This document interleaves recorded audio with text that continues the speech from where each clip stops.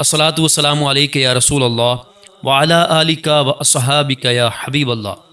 प्यारे मोहतरम नाजरीन, जैसा कि आपके इल्म में है कि माह रजबुल मुरज्जब का बाबरकत महीना शुरू होने वाला है, तो इस महीने के शुरू होने से पहले ये बयान मुकम्मल सुनिएगा। इंशाअल्लाह आपको इसकी बरकतें हासिल होंगी। आज के इस बयान में हम रजबुल मुरज्जब के बाबरकत महीने के फ़ज़ाइल बयान करेंगे। इनको गौर से सुनिएगा, इंशाअल्लाह आपको इसकी बरकतें हासिल होंगी। हज़रत इकरमा रदियल्लाहु ताला अन्हु ने हज़रत इब्ने अब्बास रदियल्लाहु ताला अन्हु से रिवायत की है कि रसूलुल्लाह सल्लल्लाहु अलैहि वसल्लम ने इरशाद फरमाया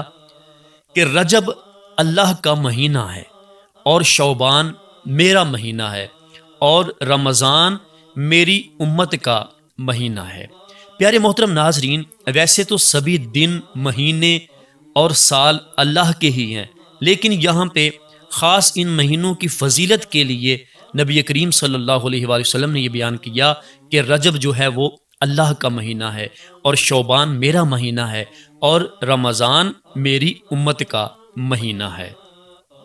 हज़रत मूसा बिन इमरान कहते हैं कि मैंने हज़रत अनस बिन मालिक रदियल्लाहु ताला अन्हुमा को ये कहते हुए खुद सुना कि रसूलुल्लाह सल्लल्लाहु अलैहि वसल्लम ने इरशाद फरमाया कि जन्नत में एक दरिया है जिसको रजब कहा जाता है। उसका पानी दूध से ज़्यादा सफ़ेद और शहद से ज़्यादा मीठा है। जो शख्स माह रजब का एक रोज़ा रखेगा, अल्लाह उस दरिया का पानी उसे पिलाएगा। हज़रत अनस बिन मालिक रदियल्लाहु ताला अन्हुमा बयान करते हैं कि जन्नत में एक महल है जिसमें माह रजब के रोज़ादारों के अलावा और कोई नहीं जाएगा। हज़रत अबू हुरैरा रज़ियल्लाहु ताला अन्हु से मरवी है कि रसूलुल्लाह सल्लल्लाहु अलैहि वसल्लम ने इरशाद फरमाया कि जिसने माह हराम यानी रजब के 3 दिनों जुमेरात, जुमा और हफ्ता के रोज़े रखे तो अल्लाह ताला उसके लिए 900 बरस की इबादत का सवाब लिख देता है।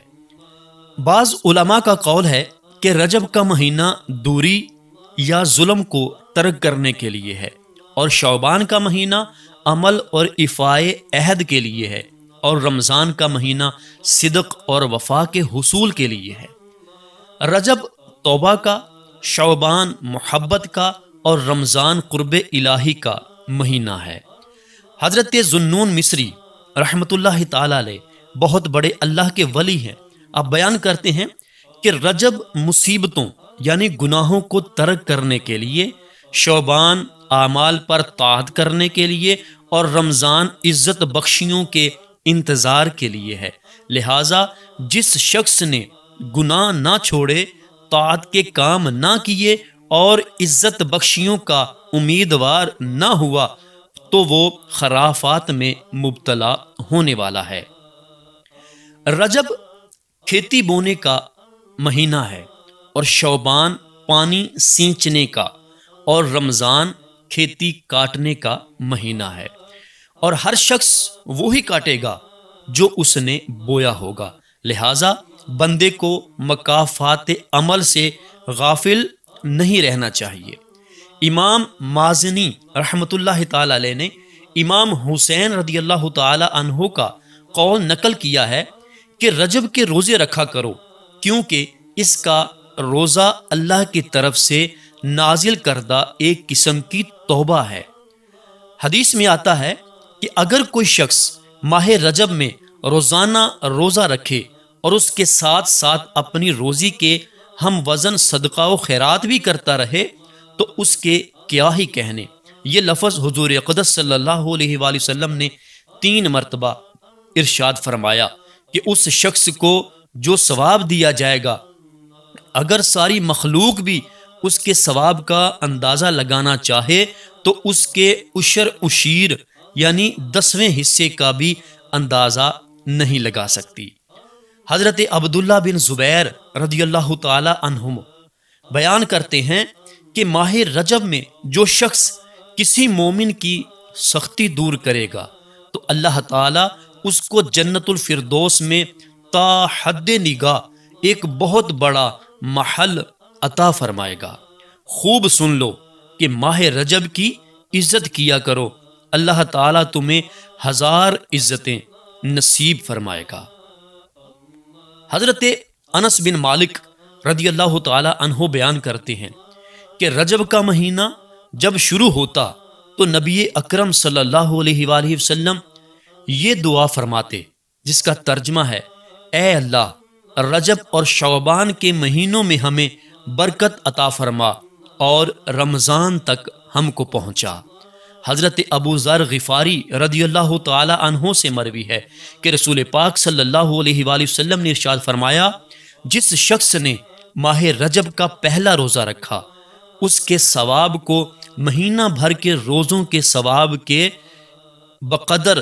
قرار دیا جائے گا، اور جس شخص نے 7 روزے رکھے، اس پر جہنم کے 7 دروازے بند کر دیے جائیں گے، اور جس شخص نے 8 روزے رکھے، اس کے لیے جنت کے 8 دروازے کھول دیے جائیں گے، اور جس شخص نے 10 روزے رکھے، اللہ تعالیٰ اس کے گناہوں کو نیکیوں سے تبدیل فرما دے گا، اور جس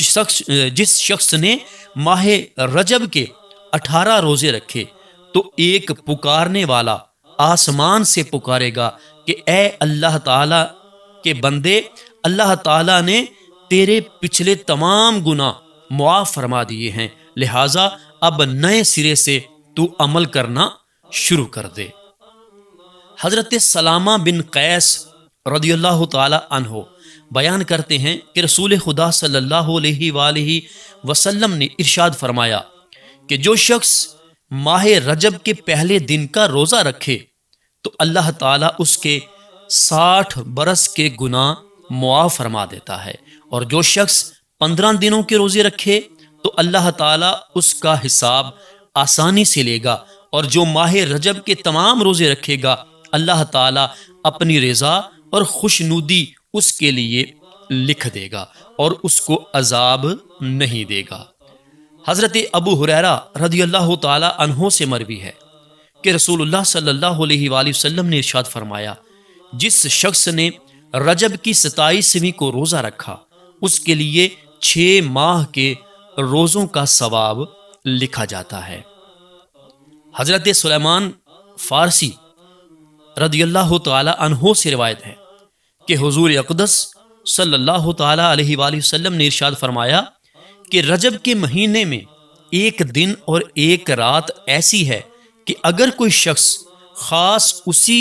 دن کا روزہ رکھے اور خاص اسی رات کی عبادت کرے تو اس کو 100 سال کے روزے رکھنے اور 100 سال کی عبادت کرنے کا ثواب ملے گا، اور یہ دن اور یہ رات 27ویں رجب ہے۔ اسی تاریخ کو رسول اللہ صلی اللہ علیہ وآلہ وسلم کو نبوت عطا کی گئی۔ حضرت حسن بصری رضی اللہ تعالی عنہ بیان کرتے ہیں کہ حضرت ابن عباس رضی اللہ تعالی عنہ 27 رجب کو صبح سے ہی مسجد میں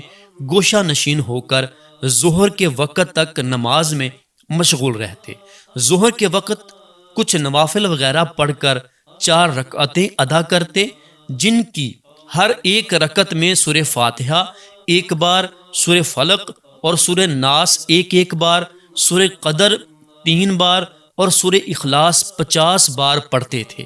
اس کے بعد عصر کے وقت تک دعا میں مشغول رہتے، کیونکہ رسول اللہ صلی اللہ علیہ وآلہ وسلم بھی ایسا ہی فرمایا کرتے۔ روایت ہے کہ حضرت عمر بن عبدالعزیز رحمت اللہ تعالی علیہ نے حجاج بن ارطاہ حاکم بصرہ یا عدی بن ارطاہ کو لکھا کہ سال بھر میں 4 راتوں کی عبادت کا التزام رکھا کرو کہ ان میں اللہ تعالی خاص طور پر